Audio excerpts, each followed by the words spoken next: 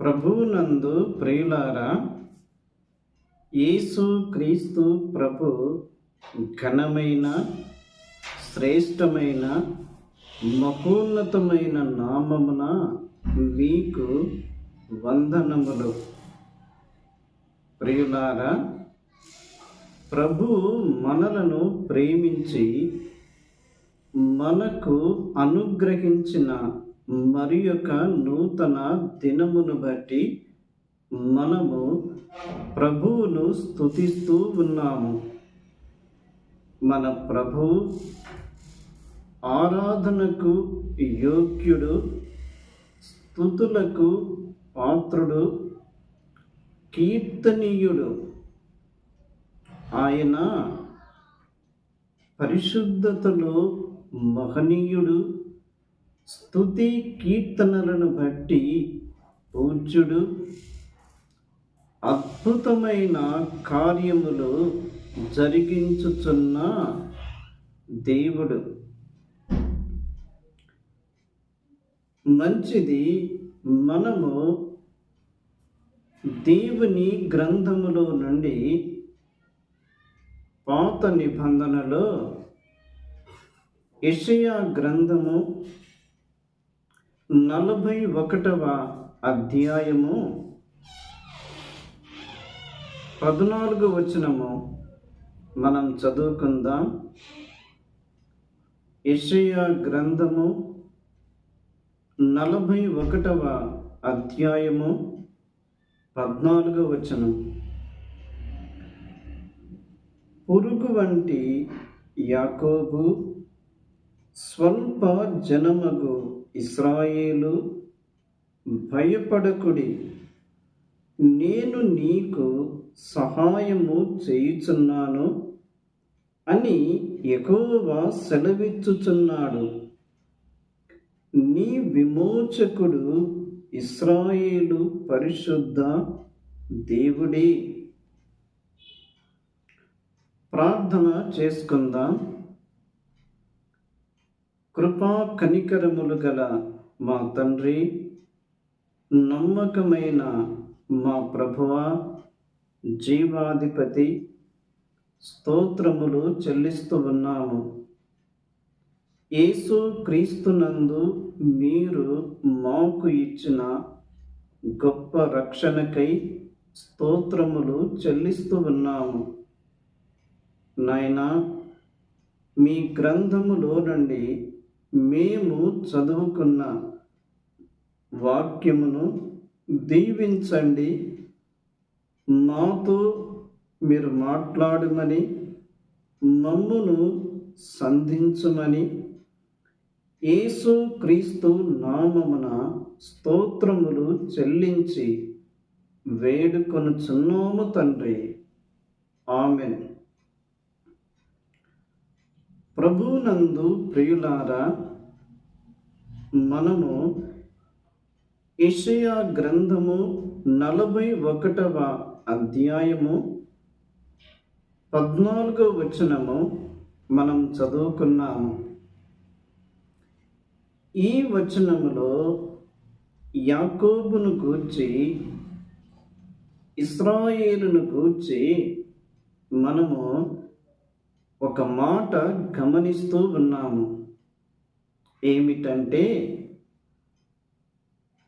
పురుగు వంటి యాకోబు, స్వల్ప జనమగు ఇశ్రాయేలు, భయపడకుడి అని మనము చూస్తున్నాము. యాకోబుకు, ఇశ్రాయేలుకు దేవుడు ఇస్తున్న అభయము, మీరు భయపడకుడి. ప్రియులారా, మన ప్రభువు ధైర్యమును ఇచ్చువాడు, ఓదార్పును ఇచ్చువాడు, ఆదరణ ఇచ్చువాడు, భయమును పోగొట్టి ధైర్యమును మనస్సులో అంతరంగములో నింపువాడు.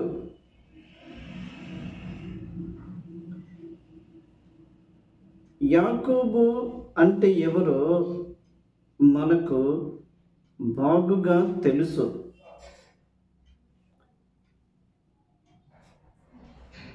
అబ్రహాము, ఇస్సాకు. అబ్రహాము కుమారుడు ఇస్సాకు. ఇస్సాకు రెబెకాలను దేవుడు ప్రేమించి వారికి 2 కుమారులనిచ్చాడు. ఒకరు ఏశావు, మరి ఒకరు యాకోబు. ఏశావు పెద్దవాడు, యాకోబు చిన్నవాడు. ఏశావు అరణ్యములో వేటాడుట యందు నేర్పరి అయినవాడు. యాకోబు సాధువై గుడారములో నివసించుచుండువాడు. ఈ యాకోబును గూర్చి మనము కొన్ని మాటలు జ్ఞాపకము చేసుకుందాము. యాకోబు అనగా మోసగాడు అని అర్థము. యాకోబు ప్రారంభములో తన పేరుకు తగ్గట్టుగానే ప్రవర్తనలో కలిగి ఉన్నాడు. ఏమిటి యాకోబు చేసిన మోసము? 2 మాటలు మనము గమనించగలము.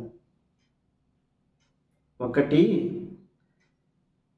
యాకోబు చిక్కుడుకాయల కూర తయారు చేసినప్పుడు ఏశావు ఆ కూరను చూచాడు. ఆ ఎర్రనిగా ఉన్నది, ఆ కూర నాకిమ్మని ఏశావు యాకోబును అడిగినప్పుడు యాకోబు తన అన్నయ్యైన ఏశావుతో, నేను నీకు ఈ చిక్కుడుకాయల కూరను ఇస్తాను, నీవు నాకు జ్యేష్ఠత్వము ఇమ్మని అడిగాడు. యాకోబు చిక్కుడుకాయల కూరను ఏశావుకు ఇచ్చి ఏశావు యొక్క జ్యేష్ఠత్వమును తీసుకున్నాడు. జ్యేష్ఠత్వము హక్కు గలది, అధికారమును చూపించున్నది. ఒకటి, చిక్కుడుకాయల వంటకముతో ఏశావు యొక్క జ్యేష్ఠత్వమును పొందుకున్నాడు. రెండవది,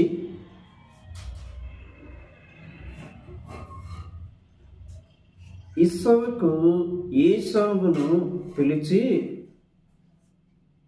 నా కుమారుడా, అరణ్యమునకు వెళ్ళి వేటాడి రుచిగల మాంస పదార్థములు తీసుకొని వచ్చి భోజన పదార్థములు తయారు చేసుకొని నా యొద్దకు తీసుకొని రమ్ము, నేను వాటిని భుజించి నిన్ను ఆశీర్వదించెదను.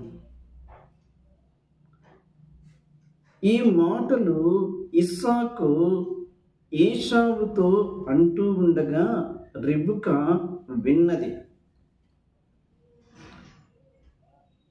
రిబకా యాకోబుకు,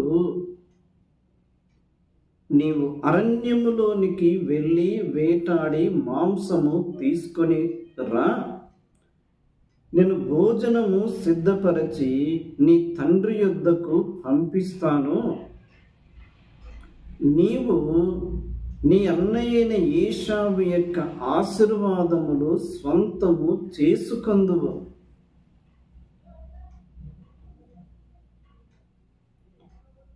తల్లి మాట ప్రకారముగానే కుమారుడైన యాకోబు అరణ్యానికి వెళ్ళి వేటాడి మాంసము సిద్ధపరిచాడు, తీసుకొని వచ్చాడు. తల్లి సిద్ధపరిచినది ఆ ఆహార పదార్థములు తండ్రి అయిన ఇస్సాకు యుద్ధకు తీసుకొని వచ్చను.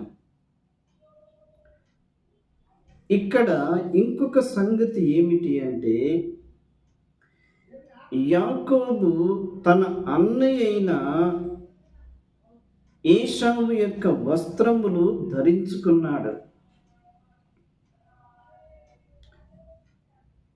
యాకోబు తండ్రి అయిన ఇస్సాకు యుద్ధకు వచ్చినప్పుడు, నాయనా నన్ను ఆశీర్వదించుము అని అన్నప్పుడు,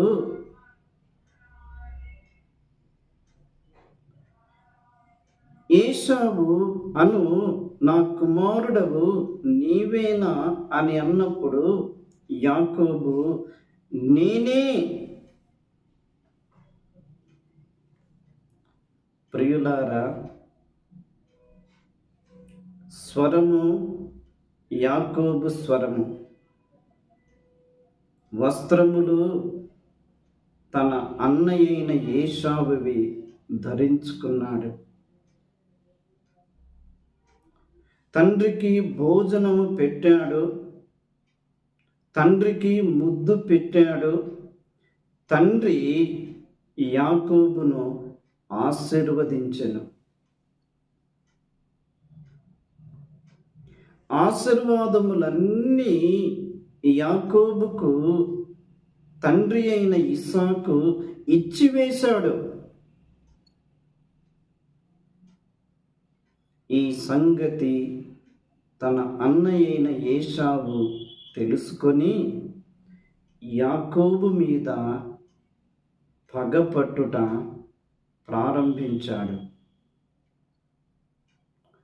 ఒకటి చిక్కుడు కాయల వంటకముతో అన్న యొక్క జ్యేష్ఠత్వాన్ని పొందుకున్నాడు. 2, అన్న యొక్క వస్త్రములు ధరించుకొని అన్న కంటే ముందుగా తండ్రి యొద్దకు వచ్చి అన్న కొరకై సిద్ధపరిచిన దీవెనలు యాకోబు స్వంతము చేసుకున్నాడు.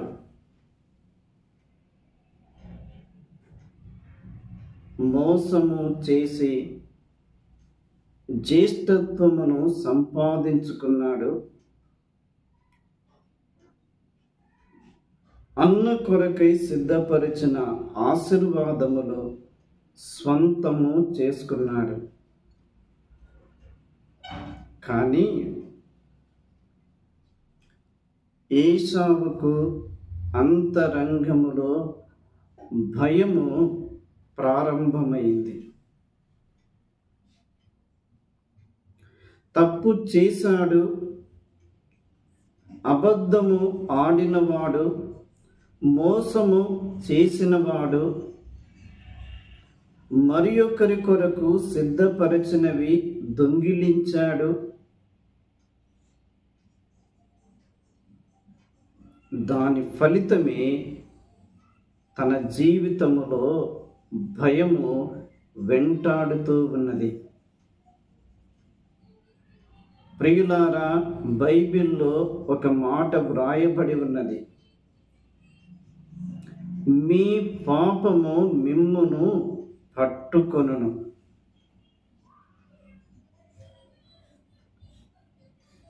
మీ పాపము మిమ్మును పట్టుకొనును.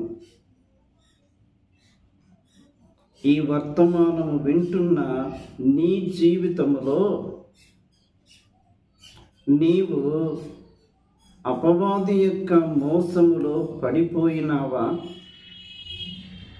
అపవాది యొక్క మోసములో ఇరుక్కుని పోయినావా?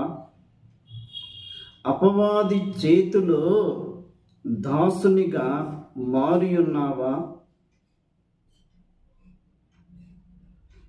నీ జీవితములో, నీ అంతరంగములో భయము అనేది వెంటాడుతున్నా నీకు ఆ గ్రహింపు అనేది రావడం లేదా?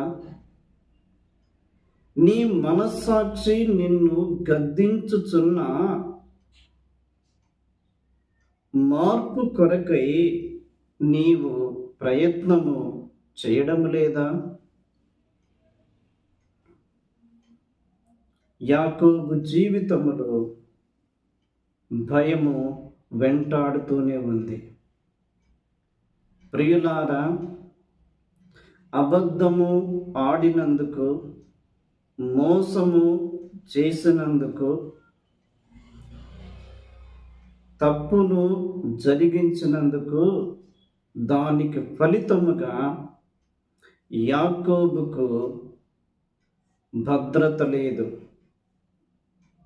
నెమ్మది లేదు, క్షేమము లేదు, సంతోషము లేదు. అంతరంగములో భయము వెంటాడుతూనే ఉంది. సామెతల గ్రంథము 28వ అధ్యాయము 13వ వచనము, అతిక్రమములు దాచిపెట్టువాడు వర్ధిల్లడు. 24వ వచనములో, హృదయమును కఠినపరచుకొనువాడు కీడులో పడును. అతిక్రమములు ఒప్పుకొని విడిచిపెట్టు వారికి ప్రభువు కనికరము చూపును. హృదయమును కఠినపరచుకొనక పశ్చాత్తాపముతోటి దీనుడవై, దీన మనస్కురాలవై ప్రభు పాదముల చెంత చేరి కన్నీటితో నీవు ప్రార్థన చేసినప్పుడు నీ ప్రార్థనకు జవాబుగా ప్రభువు నీ అంతరంగములో సంతోషమును నింపువాడు, సమాధానము నింపువాడు, క్షేమము నింపువాడు, నీకు భద్రతను కలుగచేయువాడు. యాకోబు జీవితములో భయము వెంటాడుతూనే ఉంది. యేసు క్రీస్తు ప్రభువు వైపు చూడు, ఆయనను జ్ఞాపకము చేసుకొనుకో, ఆయనకు ప్రార్థన చేయుము. ఆయన నీవు చేసే ప్రార్థనకు ప్రతిఫలముగా నీకు జవాబును ఇచ్చును. అట్టి కృపలోనికి ప్రభువు నిన్ను నడిపించునుగాక. ప్రార్థన చేసుకుందాం. కృపగల మా తండ్రి, స్తోత్రములు చెల్లిస్తూ ఉన్నాము. మీ మాటలు దీవించుమని, మా హృదయములో ముద్రించి ఫలింపచేయమని యేసు క్రీస్తు నామమున స్తోత్రములు చెల్లించి వేడుకొనుచున్నాము తండ్రి. ఆమెన్. అందరికీ వందనములు.